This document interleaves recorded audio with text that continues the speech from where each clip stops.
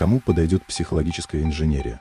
Это не волшебство, это ремонт психики по инструкции. Не для всех, но для многих. Кому подойдет? 1. Технари и логики. Я не психолог, я системный администратор мозга, если ты мыслишь схемами и алгоритмами. 2. Прагматики, которым нужен результат. Если хочешь чек-лист вместо годовой терапии. 3. Биохакеры и дата-центричные люди. Если измеряешь сон, пульс и кортизол.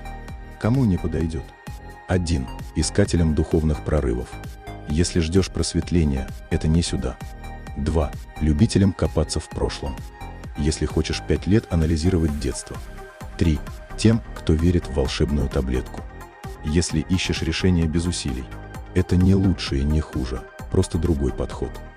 Чиним тех, кого можно починить.